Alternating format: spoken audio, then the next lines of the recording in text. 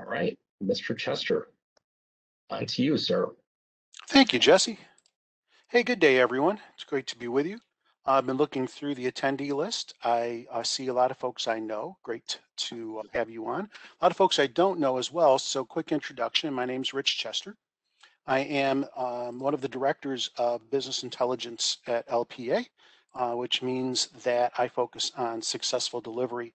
For our customers, I'm specifically focused on both Cognos and Power BI delivery. I am thrilled to pieces to be with you today to talk to you about a 2-hour topic that we're going to try to cover in about 30 minutes. And that is what's new in Cognos 11.2.0.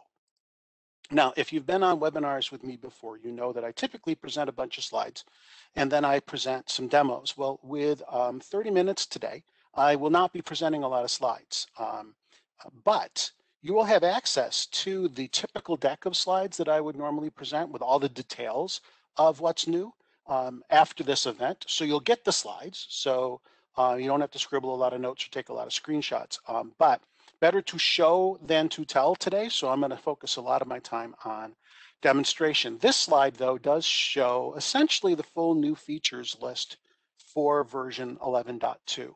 Now, I'm not going to talk about what's new throughout all of 11.1, and so much has changed through 11.0 and 11.1. If you are interested in more information about the previous releases, let's suppose you're on 11.1.3 and you're wondering what happened, what was new in 4, 5, 6, and 7, as well as 2. Well, we've got webinars on all of those. So if you go out to our Knowledge Center, you can pick up recordings.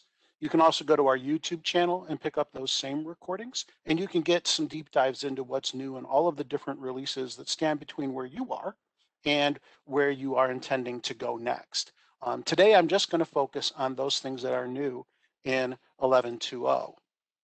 Just going to reiterate this hands-on workshop where you're going to be able to leverage Cognos and learn about the new techniques, the new capabilities that go well beyond reporting into the next level.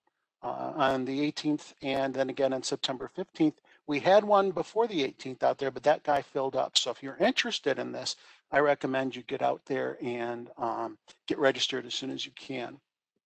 But let's get into what's new in 11.2. Please use the Q&A feature in WebEx to submit questions as we go. I doubt I'll have a bunch of time to answer them live, but others will be monitoring questions and answering as we go. And then once I finish up, I will catch up on those questions. All the questions you submit will get answered, I promise. So let's get into the demonstrations. So one of the big things that's changed in 11.2 is the user interface.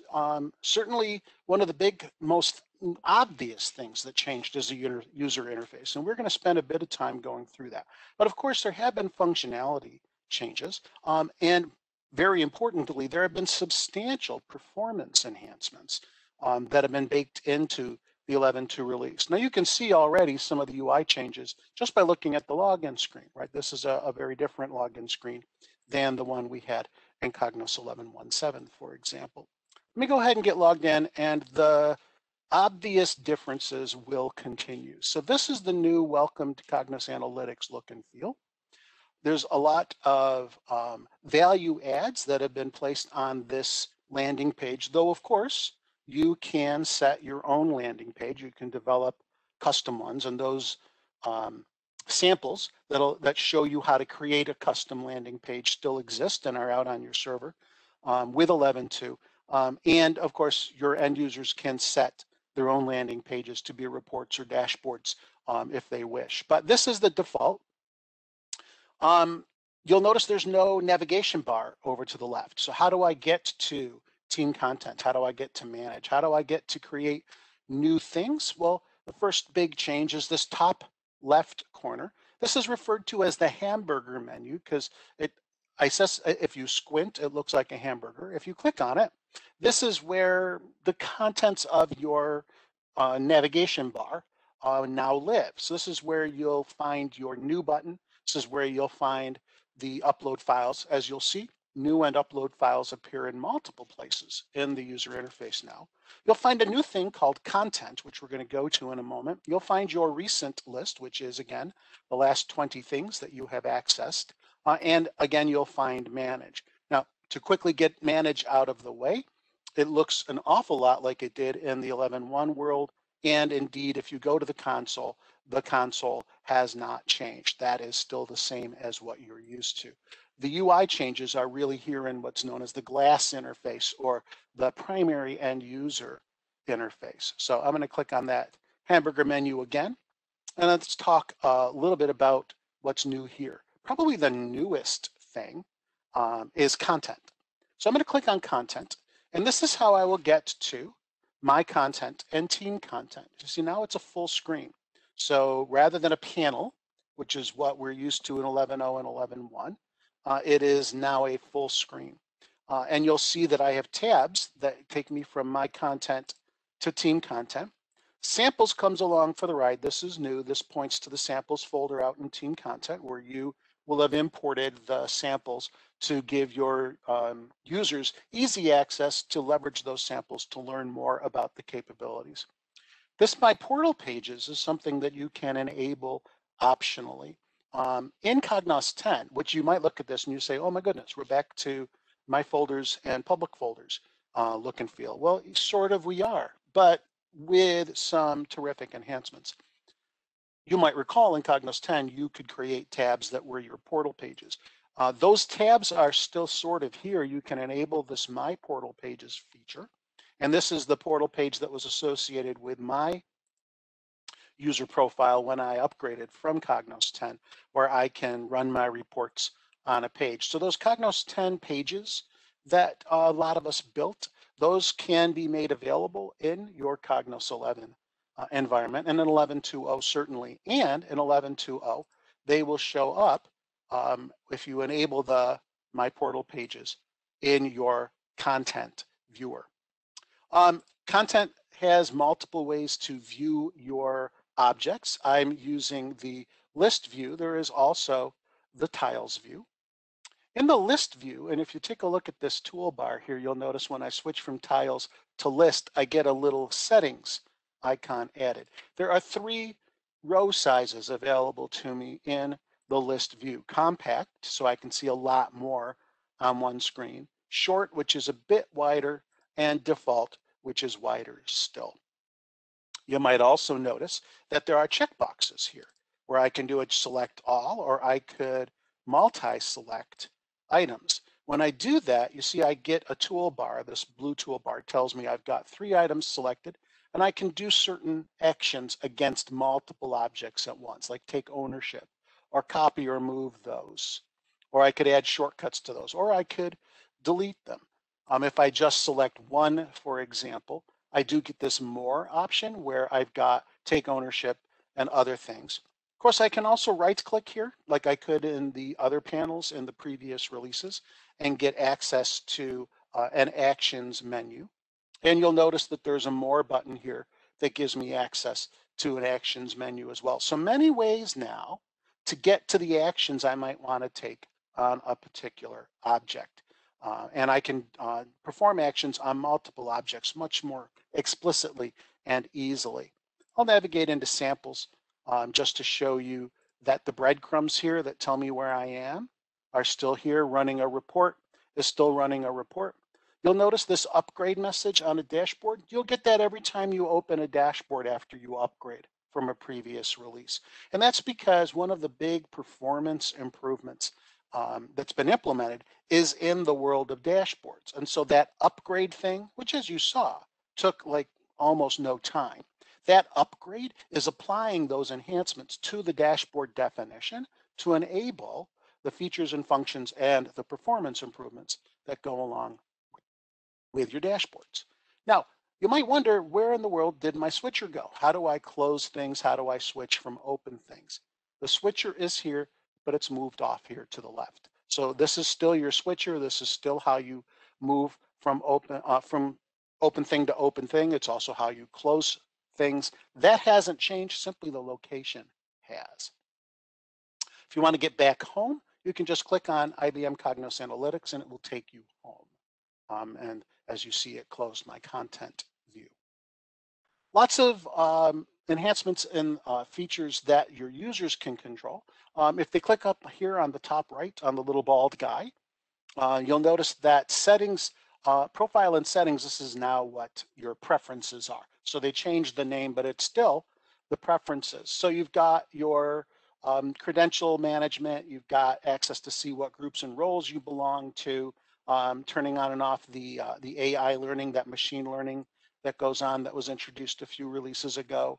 And then you've got settings, which is things like, setting my current view as my home page. Do I want to see the welcome banner or not? Do I want to see hidden entries? What's my default report format? So these are all here, but they're under now profile and settings. So slightly different, not exactly hard to find, but updated, if you will. Many more user interface things we're going to see as we go.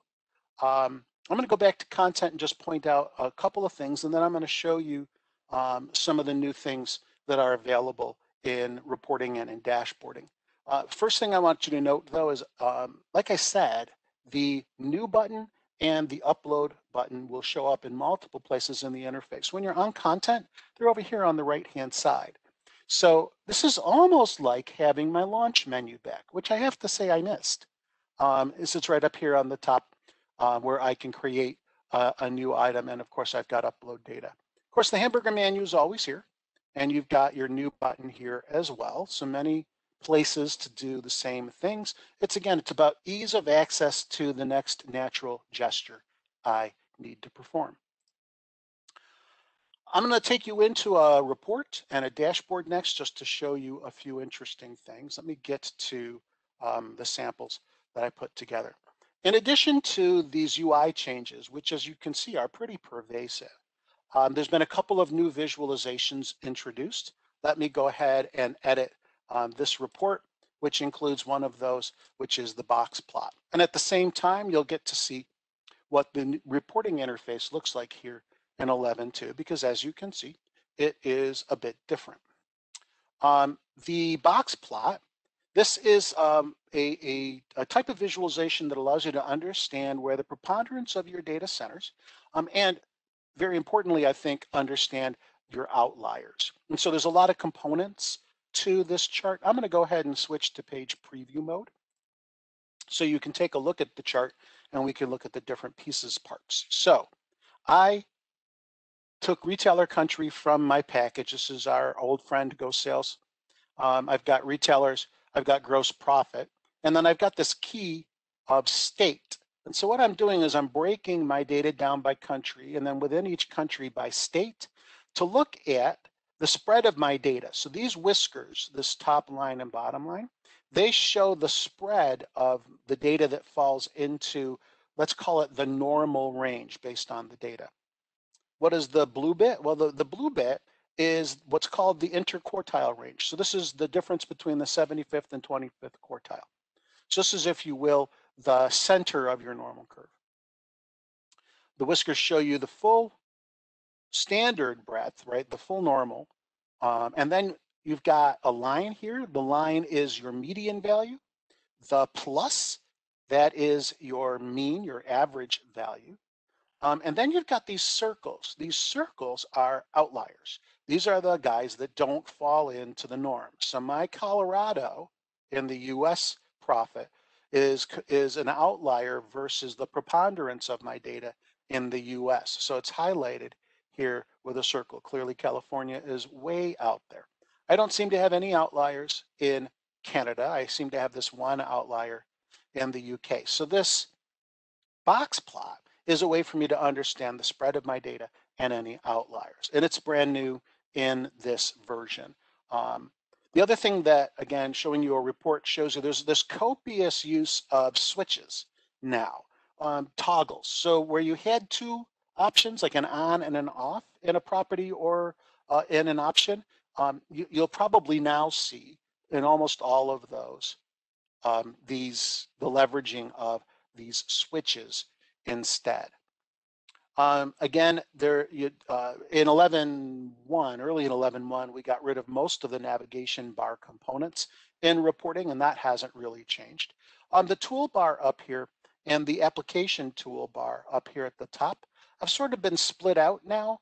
There's this global application bar, right, which has my switcher on it, which has my parameters and all the other good things. Also has my search. We'll come back to search in a second. These are my alerts, which I can dismiss to get them out of the way. These will show up the first time you log in. Once you've dismissed them, they'll stay dismissed until you clear your cookies, and then they'll come back again.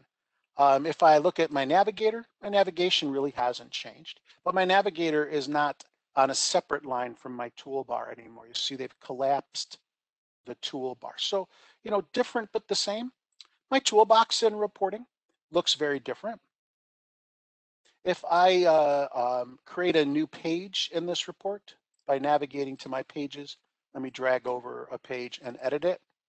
You'll notice I've got my little shortcut here to add my objects from my pinned tools, but it's different. It's not a circle anymore.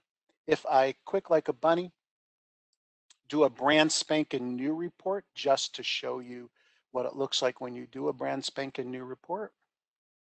After I pick my template, you'll see on the very first screen, instead of that shortcut, that little plus, I now get just access to click on the item I'm adding, okay? Differences to try to make things a little faster, a little bit easier to get going, all to this Carbon Design Standard, which is an open source standard that you can read about on the web if you're interested. So from a report features and functions perspective, not a lot more has changed. Certainly, we have to get used to this interface. Certainly, we've got access to the two new visualizations, box plots and radar charts. There is one other enhancement I will point out very quickly. If you were on my What's New in 11.1.7 webinar, you will remember that baselines have recently been introduced to some 11.1 visualizations. In this particular version, baselines, of course, are still here, but they've been enhanced. So I wanted to just point that out quickly before we move on to dashboards.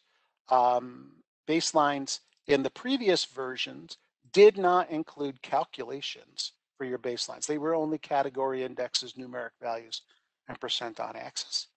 Query calculation and layout calculation have been added now. So if your visualization supports baselines, you can now do calculated baselines as of this version. So another good thing to know that you get when you upgrade to 11.2. I'll show you the radar chart, but I'm going to show it to you in a dashboard. And I'm going to toggle, notice the switch, from view mode to edit mode here in this dashboard, just to show you that I built this dashboard with OLAP. This is a Power Cube.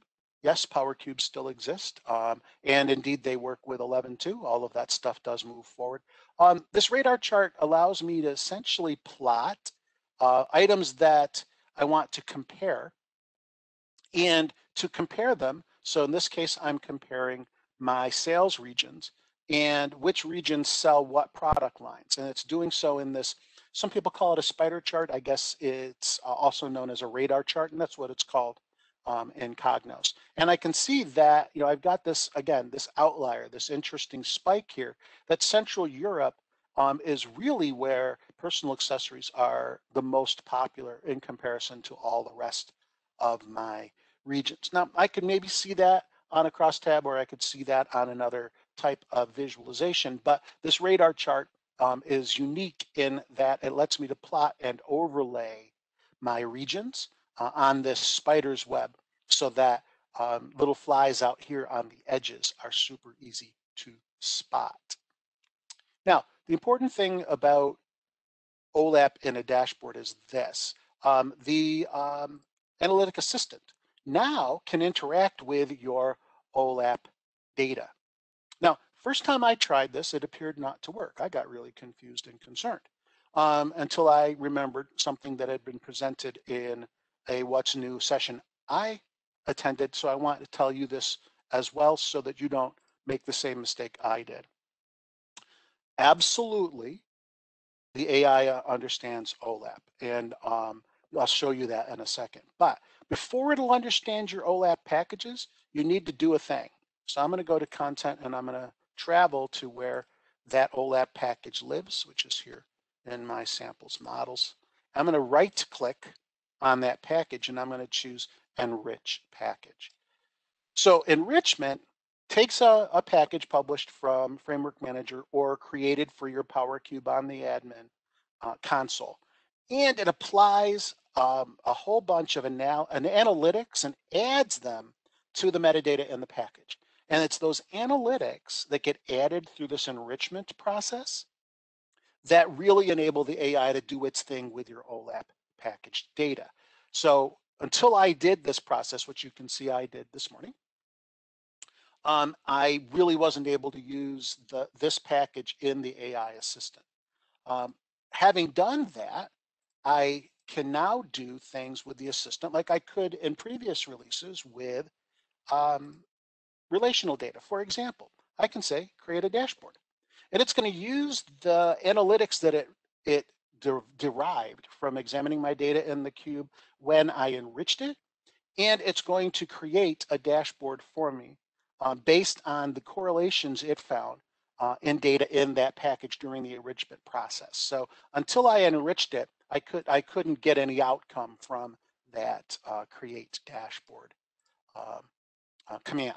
But as you see now, this is now working in just the same way it worked with relational data in the past. So another thing I could do, for example, is I could say show revenue by year. I'll even, and I'll just hit enter for there. And again, it's even though it's OLAP, which it wouldn't do this in previous releases, it will give me an analysis of revenue by year. We could spend all kinds of time on the AI assistant. It's you know, that nice natural language, ask a question, get an answer tool. It's in dashboards, it's in explorations. It's also in a handheld. There is an analytic app that you can download for Android now, as well as iPhone. So Android is new with 11.2. iPhone's been out with 11.1.7 FixPack 2. But you can ask questions on your phone or your mobile device of the assistant, and it will do the same thing it just did here, but it'll do it on the mobile device.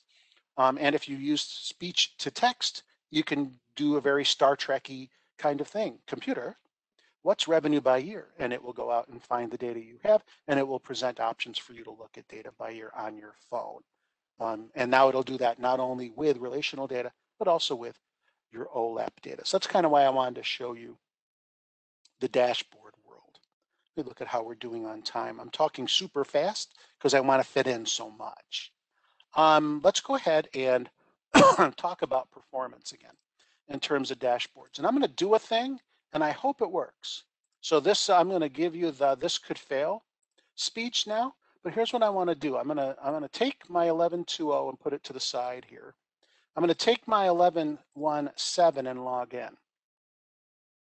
And I want to do a side-by-side comparison of the speed of a dashboard and see if we can actually tell that the speed has changed, that the speed is different.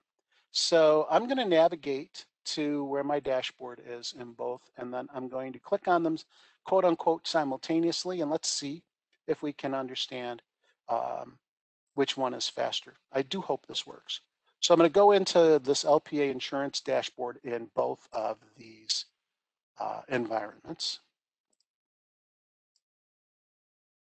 So I'm going to click on it here in 11.1.7, then I'm going to click on it over here in 11.2.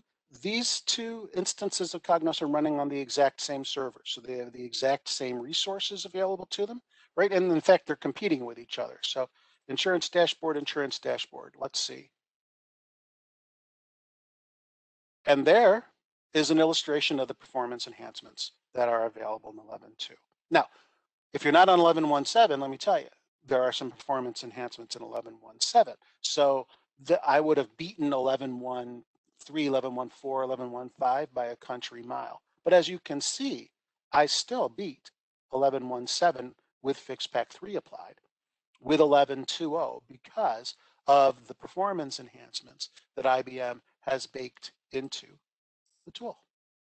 So, perhaps one of the biggest complaints that I have heard from folks adopting the new tools, moving away from reports and into dashboards, is that initial load of the dashboard could sometimes be slow. They were super snappy once you got in, but that initial load could sometimes take some time and could maybe turn off an impatient end user. I think the improvements that have been made in 11.2.0 really address that initial load issue a lot. I've noticed initial load is quite speedy. And again, the first time you open a dashboard in 11.2, you're going to get that I'm upgrading message, and that's okay. Just let it upgrade, and then do be sure you save it so it doesn't have to upgrade every time you open it. Okay. A few other things that are part of the tool that I unfortunately cannot quickly demo for you today. Something called a Watson moment. So I am going to show you a slide just to talk to you through a Watson moment. So a Watson moment is a notion of an automation of the AI that is automagic. So you are interacting with the assistant. You are making natural language inquiries while using a dashboard or an exploration. And you might say, hey, what influences revenue? And when you do that, if a significant correlation is discovered in your data, the response from the assistant won't be a simple, here is a list of things that influence revenue. It's going to be branded with this Watson Insight moniker to tell you that this is not just this is a significant correlation that's been found by the AI. Now, they are, I will say that I have only gotten one Watson Insight so far in my playing around with different data sets. So I will not say that they are super common as yet. And even in IBM, when they rolled out the product set, Watson moments are new and in their infancy. This is the first release that includes them, but you can look forward to more and more Watson moments being highlighted as you interact with the AI assistant and the use of Cognos as you move forward in the 11.2 family. So I'm looking forward to more of those, but hey, you might find as you're interacting with the AI in 11.2 that you have some Watson moments, and they'll be branded as such when you're using the AI. Data modules have not been changed dramatically. Certainly the UI of a data module is, again, updated, modernized with the new user interface components, but fundamentally the functionality that is in the tool has not changed dramatically. There are a couple of enhancements, however. Standalone calculations now support data grouping. They did not in the past. The navigation paths definition has been enhanced. If you want to create a new navigation path, just accessing navigation paths to create them, which for folks who don't use data modules yet are drill up and drill down paths you can add to your relational data in a data module. So here I've just built a hierarchy that I can use in reports and in dashboards to explore my data. This whole add a navigation path, access my navigation paths from the data module panel, that's new. But otherwise, data modules are sort of what they have been in 11.1.7. There was no major changes there. I only have a couple minutes left, and I don't want to be the guy that puts us behind. So I will say that there are a few other, let's say maybe less obvious things that have changed in the world of administration. There's some new job options, for example, when creating jobs that allow you to create jobs against large numbers of objects more easily. Internet Explorer, not supported in 11.2. If you try to sign in with IE, you'll be told it's an unsupported browser. If you're wondering what does that mean about Event Studio and Query Studio and so on, what that means is that you'll be using Firefox ESR, because that's still a supported browser in 11.2, and the Firefox ESR is also compatible with all those legacy tools that we used to use IE for. And that's my time. And again, I apologize for moving so very fast, but hopefully this gave you a great flavor and wets your whistle for that hands-on event that, again, I encourage you to sign up for really quick. And that's it for me. Thank you so much for your kind attention. Great. So any questions that anyone has on the 11.2 release, I would say during Chris Keaton's time at the end of the day, we can try to get those answered. So feel free to submit them via chat or Q&A, and we'll ask those of Chris later. So Greg, we're going to go ahead and turn this over to you. So Annie, if you could make Greg presenter, and Greg, you should now have the ability to start.